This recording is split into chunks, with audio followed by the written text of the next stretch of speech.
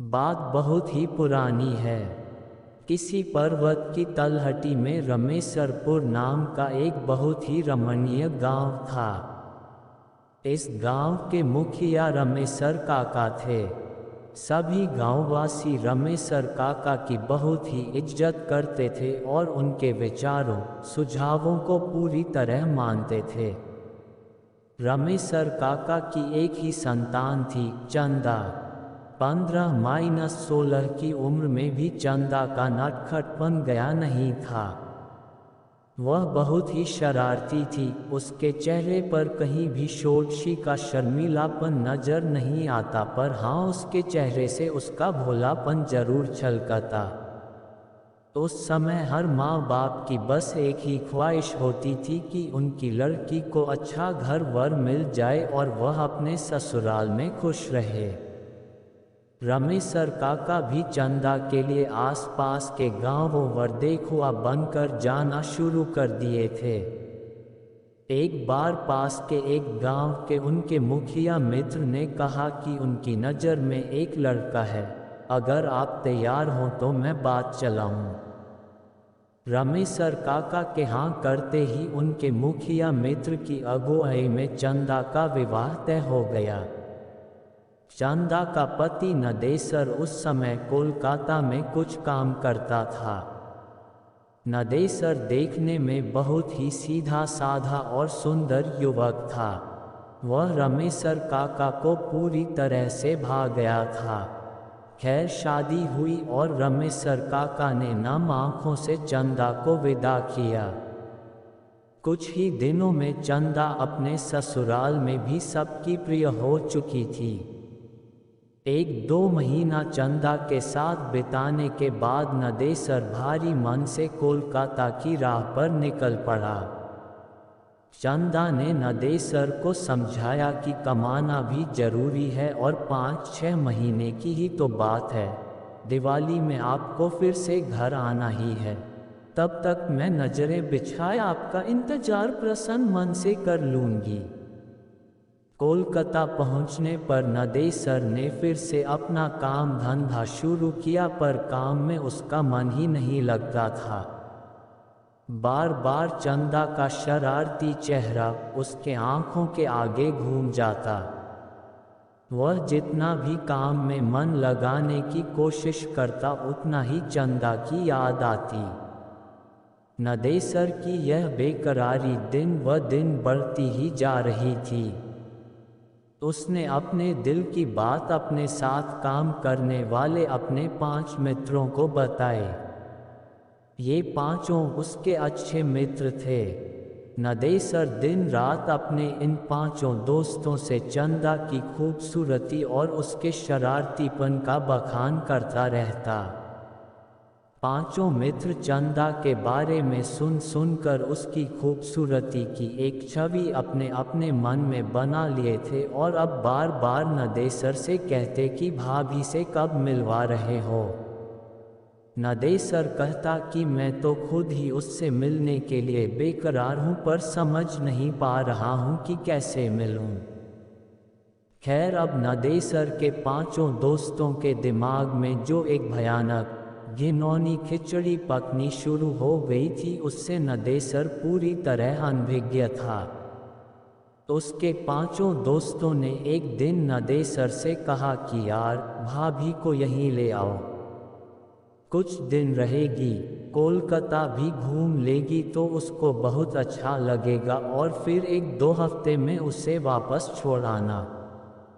पर नदेसर अपने बूढ़े माँ बाप को याद कर कहता कि नहीं यारों, मैं ऐसा नहीं कर सकता। मेरी अम्मा और बाबू की देखभाल के लिए गांव में चंदा के अलावा और कोई नहीं है।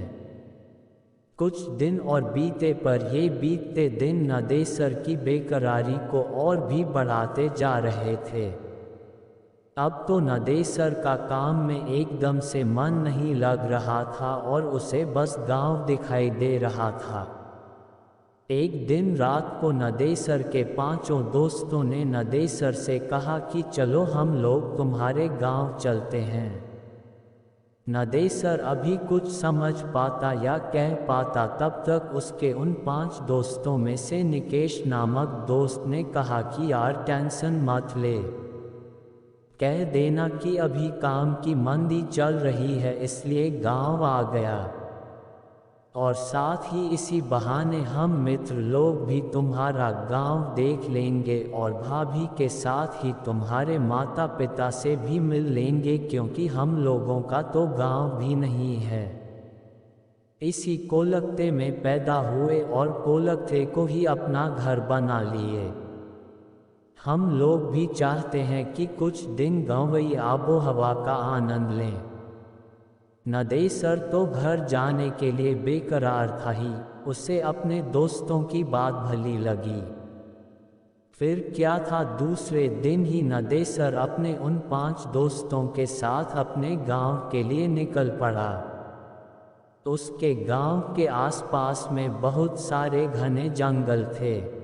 इस पर्वतीय इलाके के इन पहाड़वासियों के अलावा अगर कोई अनजाना जा जाए तो वह जरूर रास्ता भटक जाए और हिंसक जानवरों का शिकार बन जाए। ट्रेन और बस की यात्रा करते करते आखिरकार नदेसर अपने 5 दोस्तों के साथ अपने गांव के पास के एक छोटे से बस स्टेशन पर पहुंच ही गया। इस स्टेशन से उसके गांव जाने के लिए अच्छी कच्ची सड़क भी न थी। जंगल में चलने से बने पगडंडियों से उबड़ खाबड़ रास्ते से होकर जाना पड़ता था। जंगल में चलते चलते जब नदेसर से निकेश ने पूछा कि भाई नदेसर अभी तुम्हारा गांव कितनी दूर है, तो नदेसर ने प्रसन्न होकर कहा कि यार अब हम लोग पहुंचने ही वाले हैं। नदेसर की बात सुनते ही निकेश हाँफने का नाटक करते हुए वहीं बैठते हुए बोला कि यार अब मुझसे चला नहीं जाता। उसकी बात सुनते ही नदेसर ने कहा कि यार हम लोग पहुंच गए हैं और अब मुश्किल से 5 मिनट भी नहीं लगेंगे। पर नदेसर की बातों को अनसुनी करते हुए उसके अन्य 4 दोस्त भी निकेश के पास ही बैठ गए। अब नदेसर बेचारा क्या करे, उसे भी रुकना पड़ा। नदेसर के रुकते ही निकेश ने अपने हाथ में लिए झोले में से एक अच्छी नई साड़ी और साथ ही चूड़ी आदि निकालते हुए कहा कि यार नदेसर, हम लोग भाभी से पहली बार मिलने वाले हैं, इसलिए उसके लिए कुछ उपहार लाए हैं। उसकी बात सुनते ही नदेसर ने कहा कि यारों इसकी क्या ज़रूरत थी। पर निकेश ने हंसकर कहा कि ज़रूरत थी भाई, हमारी भी तो भाभी है, हम पहली बार उससे मिल रहे हैं तो बिना कुछ दिए कैसे रह सकते हैं। इसके बाद निकेश ने कुटिल मुस्कान चेहरे पर लाते हुए नदेसर से कहा कि यार नदेसर, क्यों न भाभी को सरप्राइज दिया जाए। एक काम करो, तुम घर जाओ और बिना किसी को बताए भाभी को घुमाने के बहाने यहाँ लाओ। हम लोग यहाँ भाभी को यह सब उपहार दे देंगे और उसके बाद फिर से तुम दोनों के साथ तुम्हारे घर चलेंगे। भोला नदेसर हाँ में हाँ मिलाते हुए तेज कदमों से घर की ओर गया और लगभग 30-40 मिनट के बाद चंदा को लेकर दोस्तों के पास वापस आ गया। फिर क्या था, चंदा से वे 5 दोस्त एकदम से अपनी भाभी की तरह मिले। चंदा को भी बहुत अच्छा लगा।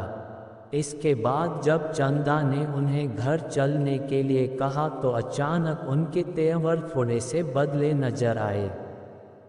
निकेश और नदेसर के अन्य 4 दोस्त चंदा और नदेसर के पास पूरी सख्ती से खड़े हो गए थे। चंदा और नदेसर कुछ समझ पाते इससे पहले ही निकेश ने दांत भींचते हुए तेज आवाज में नदेसर से कहा कि साले, मैं अपनी बहन की शादी तुमसे करना चाहता था पर तुम बिना बताए गांव आकर अपनी कर लिए। उसकी बात सुनकर नदेसर ने भोलेपन से कहा कि निकेश भाई, आपने तो कभी हमसे अपनी बहन की शादी के बारे में बात भी नहीं की थी, और जब मैं घर आया था तो यहाँ माँ बाबू ने शादी कर दिया था। भला मैं उन्हें मना कैसे कर सकता था। पर नदेसर की इन भोली बातों का उन 5 दैत्यों पर कोई असर नहीं हुआ। उनमें से 2 ने नदेसर को कसकर पकड़ लिए थे और 3 चंदा का चीरहरण करने लगे थे। अभी नदेसर या चंदा चिल्लाकर आवाज लगा पाते, इससे पहले ही उन दोनों के मुंह में कपड़े ठूंस दिए गए। फिर निवस्त्र चंदा और घनेसा को उठाकर वे लोग कुछ और घने जंगल में ले गए। घने जंगल में ले जाकर उन लोगों ने नदेसर की हत्या कर दी और चंदा की इज्जत से खेल बैठे। लगभग वे 5 नरपिशाच घंटों तक चंदा को दागदार करते रहे। वह चिल्लाती रही, भीख मांगती रही, पर उन भेड़ियों पर कोई असर नहीं हुआ। अंततः अपनी वाली करने के बाद उन 5 ने चंदा को भी मौत के घाट उतारकर वहीं जंगल में सूखी पत्तियों में उन्हें ढंक कर आग लगा दिए।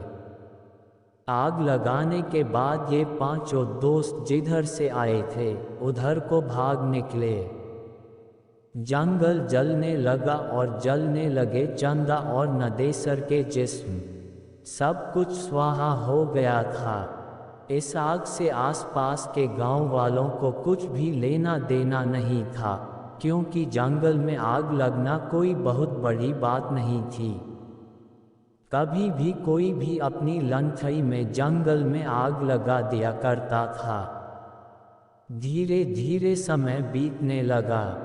रात तक जब चंदा और नदेसर घर नहीं आए तो नदेसर के पिताजी ने नदेसर के आने और चंदा को लेकर जाने की बात अपने पड़ोसियों को बताई। उसी रात को नदेसर और उनके कुछ पड़ोसी मशाल लेकर चंदा और नदेसर को खोजने निकल पड़े। काफी खोजबीन के बाद भी इन दोनों का पता नहीं चला। दूसरे दिन सुबह पुलिस में खबर दी गई, पर पुलिस भी क्या करती। थोड़ा बहुत छानबीन की, पर उन दोनों का कोई पता नहीं। अब नदेसर के माँ बाप और गांव वालों को लगने लगा था कि नदेसर अपनी बहुरिया को लेकर बिना बताए कोलकाता चला गया। शायद उसे डर था कि अगर बाबू को बताकर ले जाएंगे तो वे ले जाने नहीं देंगे। आखिर कोलकाता में नदेसर कहाँ रहता है, क्या करता है, इन सब बातों के बारे में भी नदेसर के माता पिता और गांव वालों को बहुत कम ही पता था। धीरे धीरे करके 8-9 महीने बीत गए। अब नदेसर के माता पिता बिना नदेसर और चंदा के जीना सीख गए थे। इधर कोलकाता में एक दिन अचानक निकेश के घर पर कोहराम मच गया। हुआ यह था कि किसी ने बहुत ही बेरहमी से उसके गुप्तांग को दांतों से काट खाया था। उसके शरीर पर जगह जगह भयानक दांतों के निशान भी पड़े थे और वह इस दुनिया को विदा कर गया था। पुलिस के पूछताछ में उसके घर वालों ने बताया कि पिछले 1 महीने से निकेश का किसी लड़की के साथ चक्कर था। वे दोनों बराबर एक दूसरे से मिलते थे, पर लड़की कौन थी, कैसी थी, किसी ने देखा नहीं था। पर इसी दौरान पुलिस को निकेश की बहन से एक अजीब व डरावनी बात पता चली। निकेश की बहन ने बताया कि एक दिन जब निकेश घर से निकला तो वह भी पीछे पीछे हो ली थी। निकेश बस्ती से निकलकर एक सुनसान रास्ते में बनी एक पुलिया पर बैठ गया था। वहां से मैं लगभग 20 मीटर की दूरी पर एक बिजली के खंभे की आड़ में खड़ा होकर उस पर नज़र रख रही थी। मुझे बहुत ही अजीब लगा, क्योंकि ऐसा लग रहा था कि निकेश किसी से बात कर रहा है, किसी को पुचकार रहा है, पर वहाँ तो निकेश के अलावा कोई था ही नहीं। फिर मुझे लगा कि कहीं निकेश भैया पागल तो नहीं हो गए हैं ना।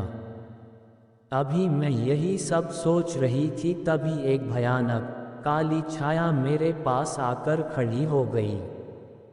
वह छाया बहुत ही भयानक थी, पर छाया तो थी, पर छाया किसकी है यह समझ में नहीं आ रहा था। मैं पूरी तरह से डर गई थी। फिर अचानक वह छाया अट्टहास करने लगी और चिल्लाई, अब तेरा भाई नहीं बचेगा। नोचा था ना मुझे, मैं भी उसे नोच नोच कर खा जाऊंगी।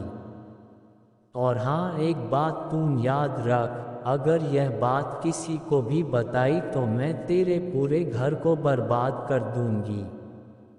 इतना कहते ही निकेश की बहन सुबक सुबक कर रोने लगी। इतना सुनते ही पुलिस और आसपास जुटे लोग सख्ते में आ गए और पूरी तरह से डर भी गए, क्योंकि निकेश का जो हाल हुआ था वह यह बयां कर रहा था कि इसके साथ जो हुआ है वह किसी इंसान ने नहीं अपितु भूत प्रेत ने ही किया होगा। यह कहानी यही होती है, पर इसके अगले भाग के रूप में एक कहानी और आ सकती है कि क्या निकेश का यह हाल किसी भूतनी ने ही ऐसा किया था या किसी और ने। कहीं चंदा तो नहीं या नदेसर, निकेश के अन्य 4 दोस्तों के साथ भी कुछ हुआ क्या?